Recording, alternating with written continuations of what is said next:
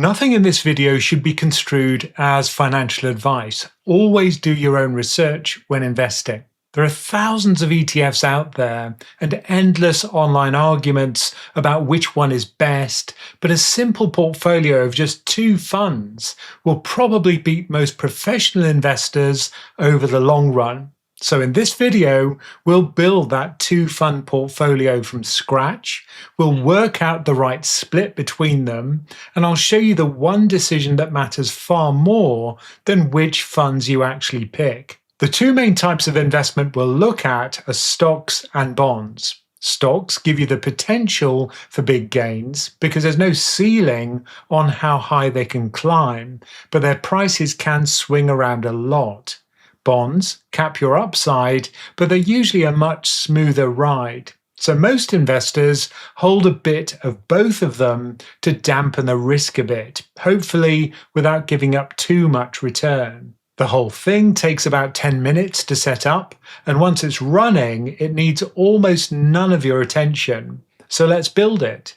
So why global? Well, when you buy a single global equity fund, you're buying thousands of companies across more than 50 countries.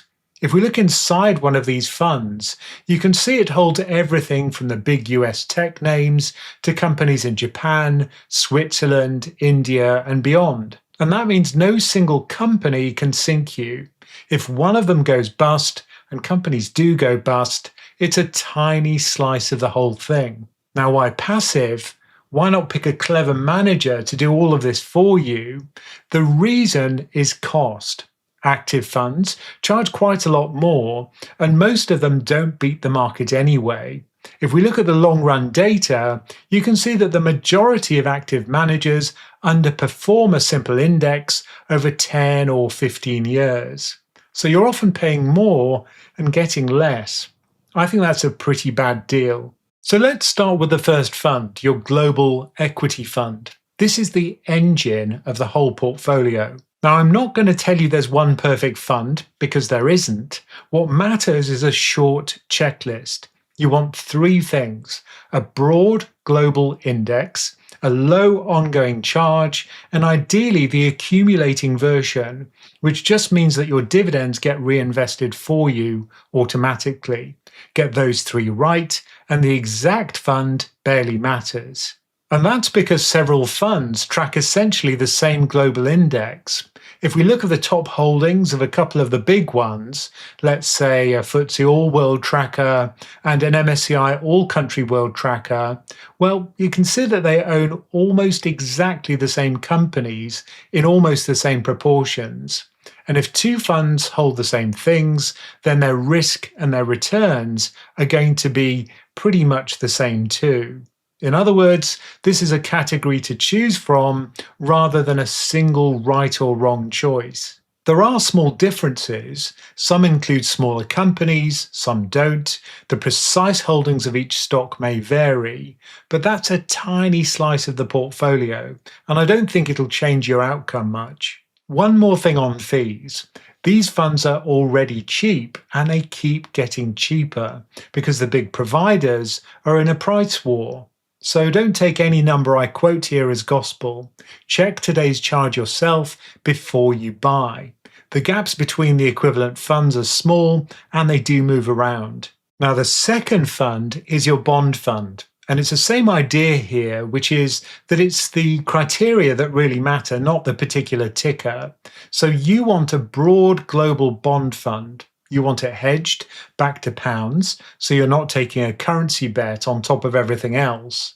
And you can pick an ESG screened version if that matters to you. But there's something important to understand about bonds because 2022 caught a lot of people out.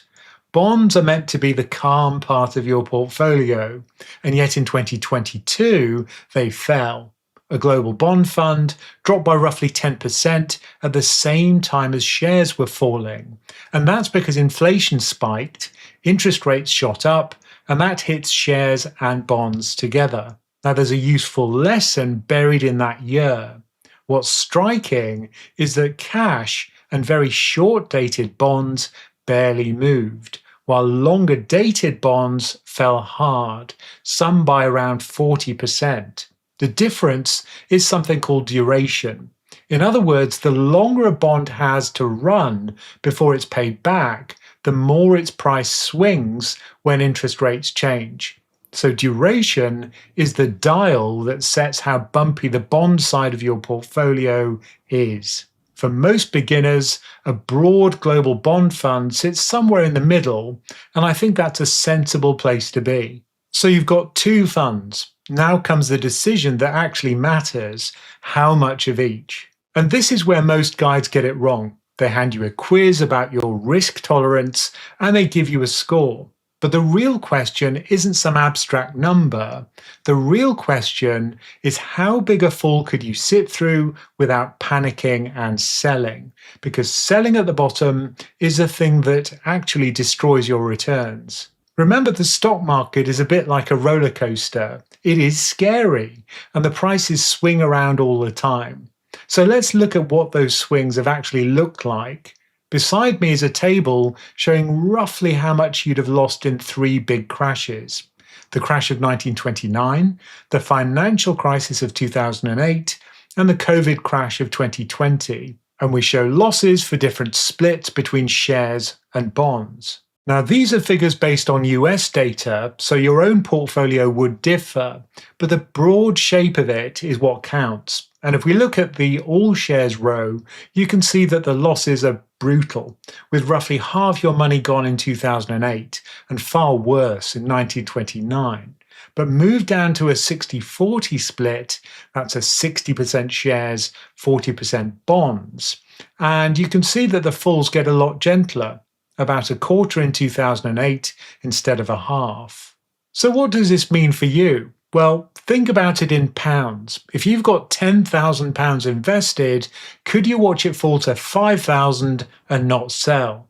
If the honest answer is no, then you're probably not a 100% shares investor, and that's true whatever your age and whatever a risk questionnaire tells you. I'd say it's far better to pick a split you can actually live with through these crises than to chase the highest number on a spreadsheet. Now let's actually build it, and I'll do this on Trading 212 using a practice account. Now the neat trick here is to use a pie. A pie just lets you set your split, say 60% in the shares fund and 40% in the bond fund. And then every time you pay money in, it gets divided up automatically in those proportions. I'll call my portfolio core for reasons that we'll see in a moment. Then we add the funds. First, you search for your global shares fund and you add it. Then you search for your global bond fund and you add that too. Then you set the proportion in each investment. And as we said, that's 60% in stocks and 40% in bonds. The platform goes off and buys those two funds, and that's it. And you can turn on auto invest so it all happens on a schedule without you thinking about it. I think that's genuinely useful because the less you have to fiddle with it, the more likely you are to leave it alone. And leaving it alone is usually what works best. And one more thing to note, these are fractional shares, so you don't need the full price of a share to buy in. Whether you've got £20 or 2,000, it all gets invested. You're never priced out. So that's the portfolio with two funds, one split, done. Everything from here is optional. You really don't need any of it, but let me quickly run through the refinements that some people ask about, so at least you know what they are. The first one is a regional tilt. Maybe you want a bit more in the UK because that's where you live and spend. Or maybe a bit more in emerging markets because you think they'll grow faster. Now that's fine because this is a tweak, not a rebuild. Another is a factor tilt, which would be things like value stocks or smaller companies, which have historically earned a bit more over the long run, although with a bumpier ride along the way. And some people like to add a slice of gold or commodities as a diversifier. These can all have a place, but I'd say if you're just starting out, leave them for later. The two-fund core is doing almost all of the work. I also have what I call my fun portfolio, which holds 10% of my money. Now, that's where I play and try to beat the market. But to be honest, it's just to keep me occupied and stop me fiddling with my core portfolio. So let's bring this together. I think the most important thing in this whole video isn't the funds, it isn't even the split. It's this: how much you save and whether you stay invested. That matters far more than getting the allocation perfect. Think about two investors. One saves hard but picks a slightly wrong split. The other saves very little but somehow nails the perfect split. Over time, it's the diligent saver who comes out ahead. So don't agonize over 60-40 versus 70-30. Get a sensible split, pay in regularly, and then leave it alone. There's just one small bit of maintenance. Over time, your split will drift. Maybe your shares have grown and you're now at 70% instead of 60. So once a year or so, you nudge it back to target. That's called rebalancing, and once a year or when you've drifted 5 or 10% off is plenty. Don't tinker more than that. And personally, I think a simple two-fund portfolio like this, held for decades and topped up regularly, will quietly beat most of the clever strategies that people lose sleep over. And the best part is it takes about 10 minutes to set up and almost no time to maintain. If you want to build this yourself, download the Trading 212 app with a link in the description. And, as always, thank you for listening.